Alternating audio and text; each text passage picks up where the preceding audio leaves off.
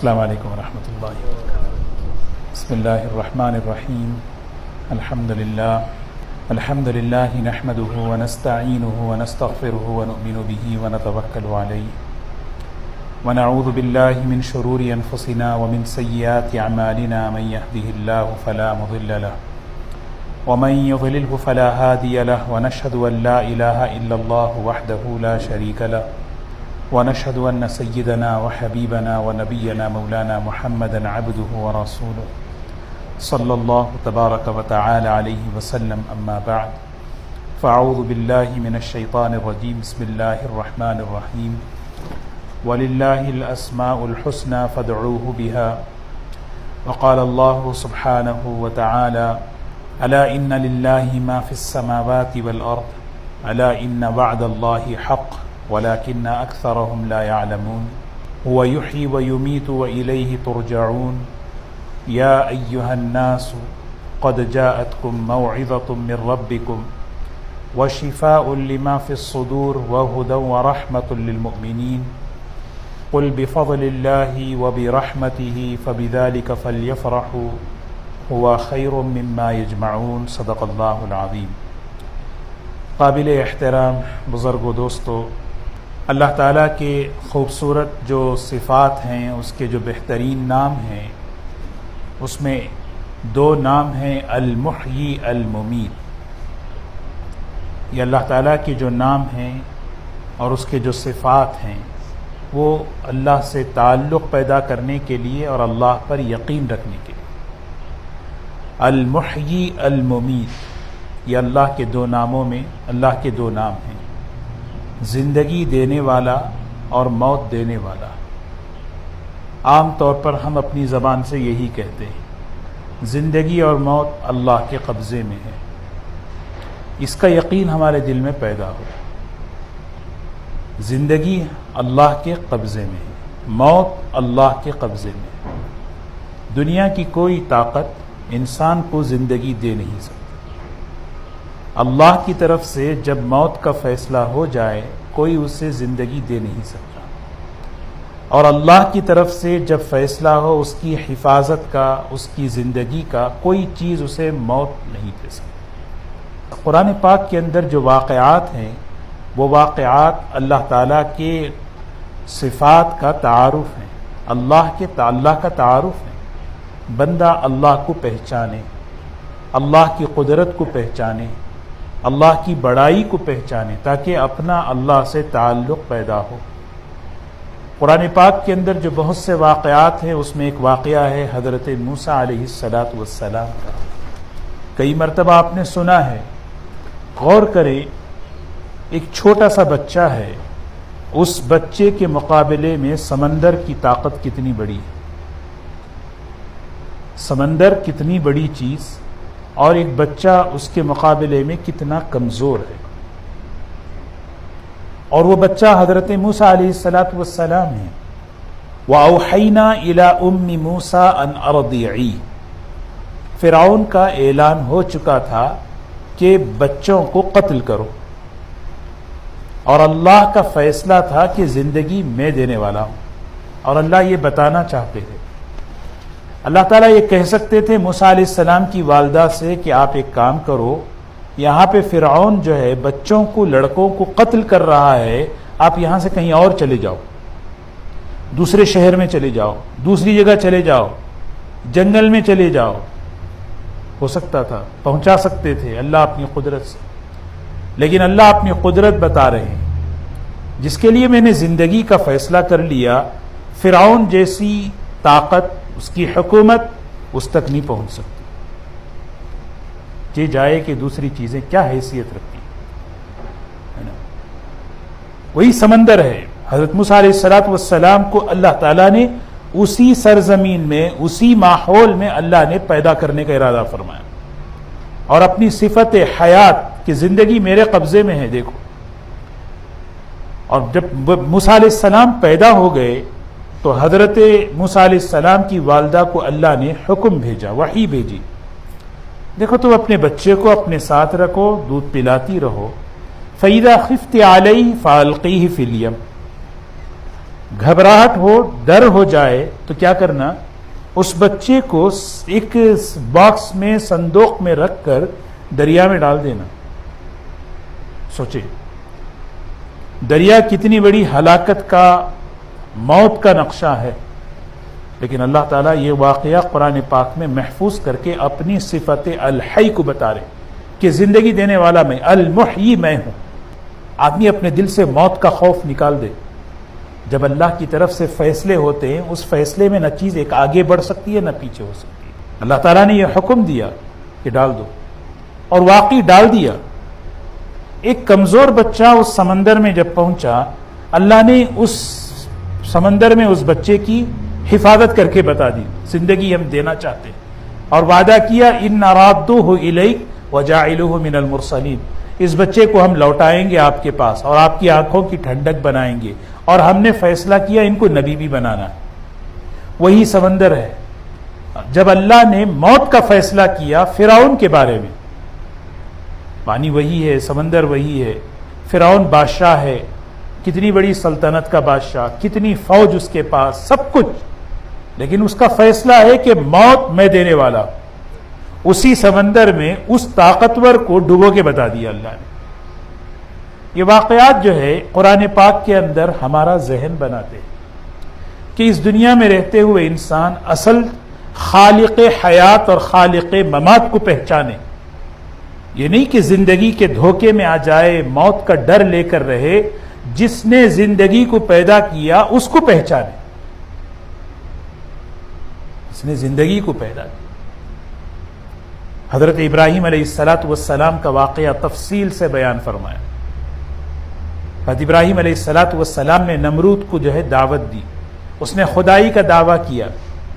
حضرت ابراہیم علیہ السلام نے کہا ربی الذی یحیی و یمیت، میرا رب وہ ہے جو زندگی دینے والا ہے اور موت دینے والا ہے۔ زندگی اور موت، حضرت ابراہیم علیہ السلام نے اللہ کی وحدانیت اور قدرت پر یہ دو دلیلیں دی۔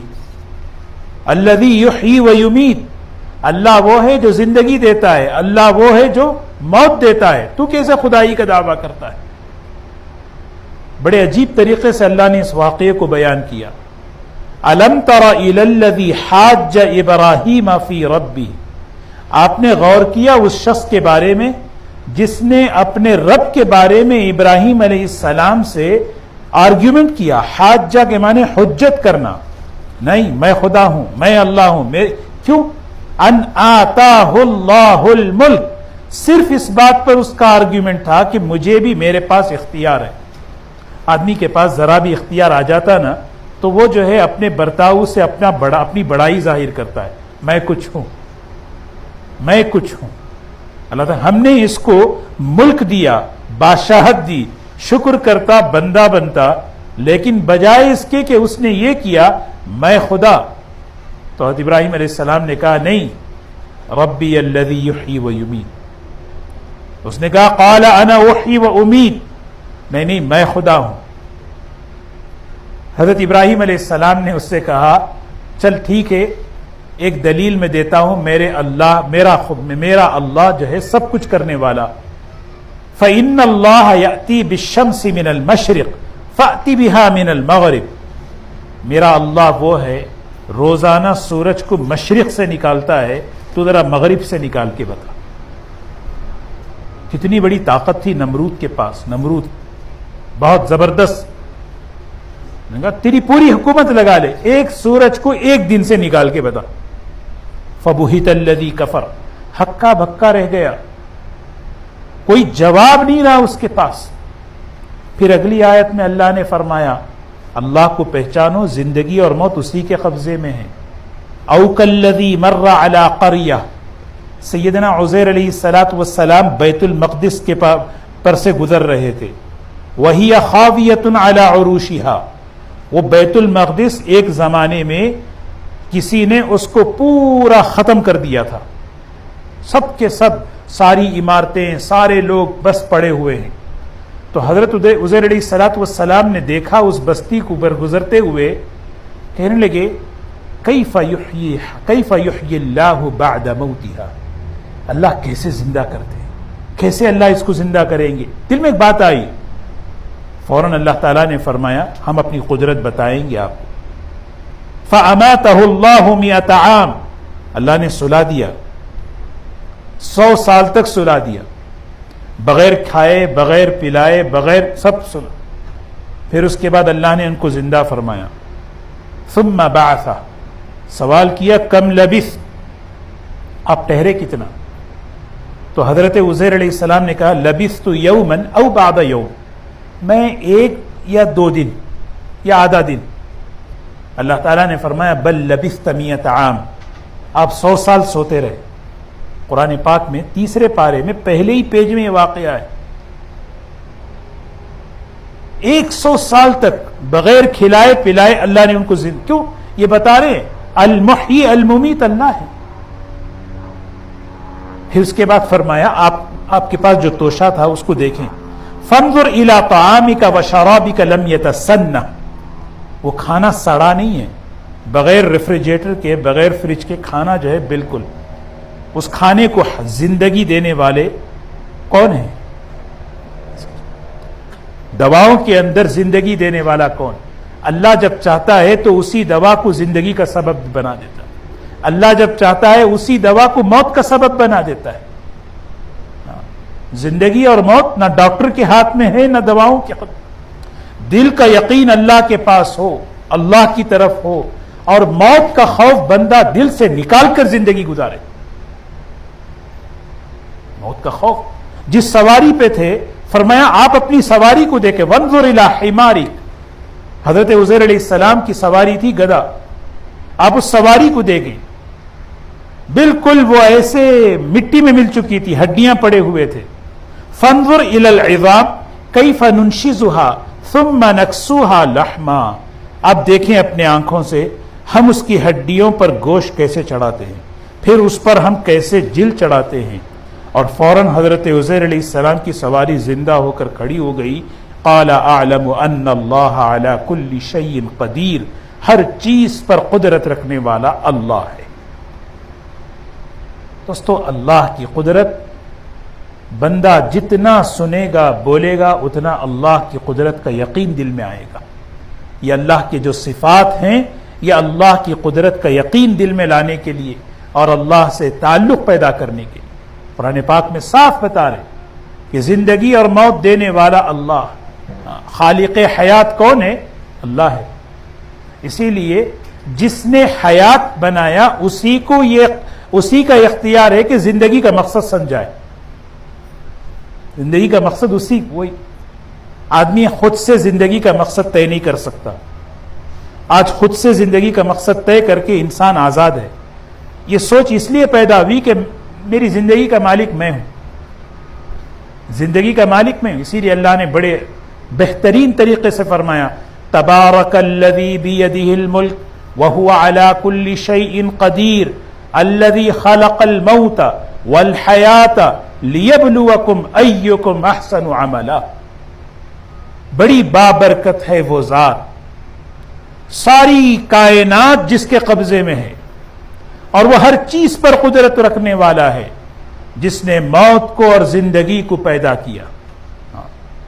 الذی خلق الموت والحیات، ہر چیز میں، نباتات میں بھی، جمادات میں بھی، حیوانات میں بھی، لیکن مکلف صرف انسان کو بنایا.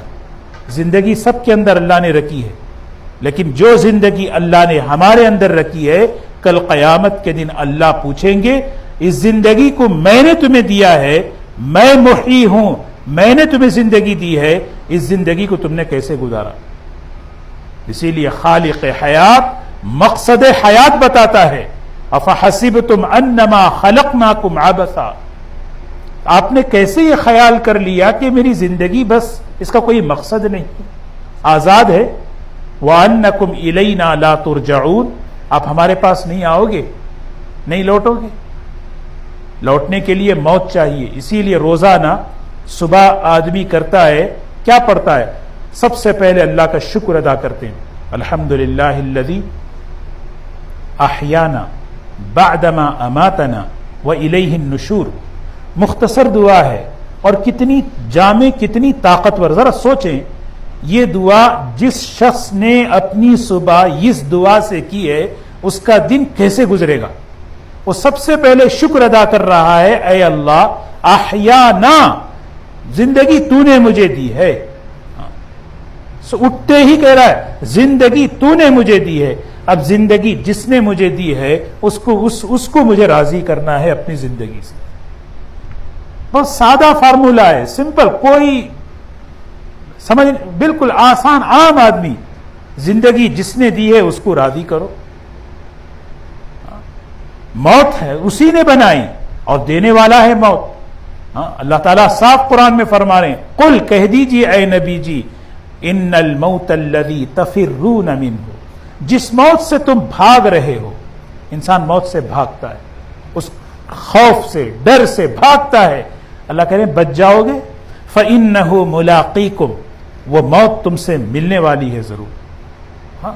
آدمی کسی بیمار کو لے کے اس ہاسپٹل سے اس ہاسپٹل میں، اس سے وہاں پہ، اللہ نے طے کر دیا فلاں جگہ فلاں کی، وہ اللہ تعالیٰ جو ہے نا اس موت کو وہاں پہنچا رہے. چیز، کوئی چیز، حکم اللہ کا ہوتا ہے. اسباب، سبب بیماری بن جاتی ہے، سبب دوائی بن جاتی ہے، سبب کوئی اور چیز بن جاتی ہے. آدمی کسی چیز سے نہیں مرتا. آدمی اس چیز، ہارٹ اٹیک ہو گیا مر گیا، یہ سبب ہے، لیکن حکم تھا، اللہ کا حکم آیا، وہ سبب بن گیا. بس کووڈ کی وجہ سے مر گیا، کووڈ سبب ہے. لکل ساعت اجل، ہر انسان کا وقت مقرر طے ہے. جب وہ طے ہوگا، جب وہ وقت آئے گا، فَإِذَا جَاءَ أَجَلُهُمْ لَا يَسْتَأْخِرُونَ سَاعَةً وَلَا يَسْتَقْدِمُونَ، لا ایک لمحہ آگے نہ ایک لمحہ پیچھے. سوچیں، اس کبھی بیٹھ کر آدمی سوچے، یعنی موت کا ماحول نظر آتا ہے ہر طرف. اس موقع پر بندہ یہ سوچے، یا محیی یا ممیت، یا محیی یا ممیت، زندگی دینے والا اللہ، موت دینے والا اللہ. زندگی اس نے دی ہے ایک مقصد کے لیے. جب اس مقصد پر میں اپنی زندگی گزاروں گا، موت اللہ دیں گے، وہ تو ہر ایک کو آئے گی، کوئی اس سے بچ نہیں سکتا. اینما تکونوا یدرککم الموت ولو کنتم فی بروج مشیدہ، مضبوط قلعے میں بھی اگر کوئی ہے، اللہ اس موت کو وہاں پہنچا کر رہیں گے. میری ذمہ داری ہے، میں دنیا سے ایمان کے ساتھ میں جاؤں، دنیا سے میرا خاتمہ ایمان پر ہو. جب میری موت کا وقت آئے میرا ایمان پر خاتمہ ہو. اسی لیے دعا دیکھیں، الحمدللہ الذی احیانا، اے اللہ تیرا شکر ہے تو نے مجھے زندگی دی ہے. زندگی کون دے رہے ہیں؟ اللہ دے رہے ہیں. صبح کی دعائیں یہ ہیں، اللہم بک اصبحنا وبک امسینا، یا اللہ تیرے نام سے میں صبح کر رہا ہوں، تیرے نام سے میں شام کر رہا ہوں. وبک نحیا وبک نموت، زندگی تیرے ہی نام سے ہو رہی ہے، مرنا بھی تیرے ہی حکم سے ہوگا. وَإِلَيْكَ النُّشُورُ، لوٹنا تو تیرے ہی طرف ہے، کہاں بھاگ کے جاؤں؟ لوٹنا تو تیرے ہی طرف، لوٹنا اللہ کی طرف ہے. صبح صبح بندہ اس کو یقین کے ساتھ کہہ دے، اس کا دن بھر اللہ سے ملاقات کی تیاری میں لگے گا. اسی لیے قرآن پاک کے اندر سورہ ملک میں جو اللہ نے فرمایا، خلق الموت والحیات، موت کو مقدم کرنے کی وجہ علماء نے لکھی ہے، جو بندہ اس دنیا کی زندگی میں موت کو سامنے رکھ کر، آخرت کو سامنے رکھ کر دنیا کی زندگی گزارتا ہے، اس کی دنیا کی زندگی سب سے بہترین بنتی ہے. دنیا کی زندگی کو بہترین بنانے کا راستہ کیا ہے؟ اس موت کو سامنے رکھے، اس آخرت کو سامنے رکھے. خلق الموت والحیات خود بخود لیبلوکم ایکم احسن عملا، زندگی کے اندر اچھا عمل آ جائے گا. اسی لیے اللہ کے رسول صلی اللہ علیہ وسلم نے فرمایا، سمجھدار کون ہے؟ الکیس من دان نفسہ، سمجھدار وہ ہے جو اپنے آپ کو پہچان لے، اپنے آپ کو پہچان لے. وعمل لما بعد الموت، موت کے بعد آنے والی زندگی کی تیاری کرے. دوستو دھوکہ ہے، جو آدمی دھوکے میں ہے وہ بچ سکتا ہے. الممیت، اللہ کی جو صفت ہے نا الممیت، اس کے بارے میں علماء نے، محدثین نے بڑی عجیب بات لکھی ہے. الممیت، بڑے بڑے طاقتور، متکبر، غرور میں، دھوکے میں رہنے والوں کو اللہ تعالیٰ موت کے ذریعے ان کا تکبر توڑتے ہیں. قہر الموت باللباس. ایسے متکبر، کیسے جابر، کیسے ظالم دنیا کے اندر انسان گزرے ہیں جنہوں نے یہ سوچا کہ کبھی ہم تک موت آئے گی نہیں، ہمیں ہمیشہ یہاں رہنا ہے. ظلم، زیادتی، لیکن موت کا پنجہ جب ان پر پڑا وہ ڈھیر ہو گئے، ڈھیر ہو گئے. فرعون پر جب پڑھا تو اسی سمندر پہ اللہ نے اس کو ڈبو کے بتایا. جس قارون کو اپنے مال پر ناز تھا، جب اللہ کی طرف سے الممیت کا مظاہرہ ہوا، زمین میں ایسے دھستا جا رہا ہے، یتجلل الی یوم القیامہ، قیامت تک وہ زمین میں دھستا رہے گا. یہ کوئی انسان بچ نہیں سکتا. ہر ایک کے ساتھ وہ وقت آنے والا ہے، لیکن سمجھدار کون ہے؟ اس وقت کو بہتر بنا دے، اپنا خاتمہ اچھا کر لے. اللہم اجعل خیر عمری آخرہ وخیر عملی خواتمہ وخیر ایامی یوم القاک فی. یا اللہ میری زندگی کا سب سے بہترین عمل آخری عمل بنا دے، میرے دن کو سب سے آخری دن، بہترین دن آخری دن بنا دے. اے اللہ جس دن میں تجھ سے ملنے والا ہوں وہ میری زندگی کا سب سے بہترین دن اے اللہ تو بنا دے. یہ کون کرے گا؟ جس کے سامنے اللہ کی یہ صفات کا استحضار ہو کہ اللہ تعالیٰ زندگی دینے. اسی لیے دوستو یہ زندگی یہ نعمت ہے، یہ نعمت ہے. صبح صبح اللہ کے رسول صلی اللہ علیہ وسلم ہر امتی کو سکھارے، اٹھ کر پہلے اس زندگی کا شکر ادا کرو. الحمدللہ الذی احیانا، شکر کرو، اس سانس کے لینے کا شکر ادا کرو. سوتے ہوئے بعدما اماتنا، جب انسان سوتا ہے تو ایک قسم کی موت اس پر طاری ہوتی ہے. اے اللہ تو نے مجھے موت کے بعد حیات دی، زندگی دی، اب شکر ادا کرنا ہے. سب سے بڑا شکر کیا ہے؟ اللہ کے سامنے کھڑے ہو کر فجر کی نماز ادا کرنا. فجر کی شکر نماز سماج سے سکھایا جا رہا ہے. شکر سکھایا جا رہا ہے کہ پہلے کہ جس نے زندگی دی اس کے سامنے سجدہ کرو، جس نے زندگی دی اس کے سامنے جھک جاؤ. اور اس کا سب سے بہترین طریقہ فجر کی نماز. اور جس شخص کی صبح اللہ کے نام پر، اللہ کی نعمت کے یاد کرتے ہوئے اور اللہ کے حکم کو پورا کرتے ہوئے وہ دن بھر اس کی زندگی کیسے گزرے گی؟ وہ اپنے ہر معاملات میں اللہ کو سامنے رکھے گا، آخرت کو سامنے رکھے گا، اپنے بول سے، اپنے ایک ایک عمل سے، اور اس چیز کو سامنے رکھ کر زندگی گزارے گا. اسی لیے حضور اکرم صلی اللہ علیہ وسلم جب دنیا سے جانے کا وقت آیا، کچھ دن پہلے جبرائیل علیہ السلام تشریف لائے اور آ کر ایک عجیب جملہ فرمایا: اے محمد صلی اللہ علیہ وسلم، عیش ما شئت فإنک مفارق فإنک میت. جتنا چاہے دنیا میں زندگی گزار لیجئے، ایک دن آپ کو دنیا سے جانا ہے، ایک دن آپ کو دنیا سے جانا ہے. اگر وما جعلنا لبشر من قبلک الخلد، اللہ تعالیٰ حضور صلی اللہ علیہ وسلم سے فرما رہے ہیں آپ سے پہلے دنیا میں ہم نے کسی کا یہاں رہنا طے ہی نہیں کیا، کسی کا طے نہیں کیا. اور پھر دوسرا جملہ افإن مت فهم الخالدون، اگر آپ دنیا سے رخصت ہو جائیں گے تو کیا وہ بچے رہیں گے؟ کیا وہ بچے رہیں گے؟ نہیں، ان کا بھی دنیا سے جانا ہے. ہر آدمی دنیا سے رخصت ہونے والا ہے، لیکن کیسے جائے؟ اپنی دنیا کی زندگی کو بہتر بنائے. اللہ تبارک و تعالی ہمیں اللہ کے صفات پر یقین ہمیں نصیب فرمائے. جو زندگی اللہ نے ہمیں دی ہے اس زندگی کو غنیمت سمجھے، اس کی قدر کریں. ایک ایک دن ہماری زندگی میں جو ہے انہیں سوچیں یہ اللہ کی طرف سے نعمت ہے، یہ اللہ کی طرف سے. وہ جب نکل جاتا ہے تو اولم نعمرکم ما یتذکر فیہ من تذکر وجاءکم النذیر. اللہ قیامت کے دن کھڑا کر کے کہیں گے زندگی ہم نے تجھے اتنی لمبی دی تھی، کیا کیا کر کے آئے بتاؤ؟ سمجھانے والے، نصیحت کرنے والے ہم نے تمہارے پاس بھیجے. اسی لیے دوستو آدمی دھوکے میں رہتا ہے کہ مجھے زندگی ہمیشہ ہے، میں مرنے نہیں. اللہ تعالیٰ زندگی میرے قبضے میں ہے، موت میں دینے والا ہوں، وہ ہر ایک پر آئے گی. جس کی زندگی اچھی گزرے گی موت بھی اس کی اچھی گزرے گی.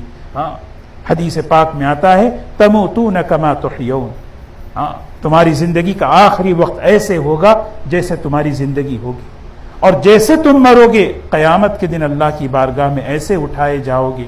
اللہ تبارک و تعالی ہمیں اس زندگی کی قدر کرتے ہوئے اللہ کو راضی کرنے والا بنائے، اور اپنے زندگی کے اوقات کو غنیمت سمجھ کر آخرت کی تیاری کرنے والا ہمیں بنائیں۔ وآخر دعوانا الحمدللہ رب العالمین۔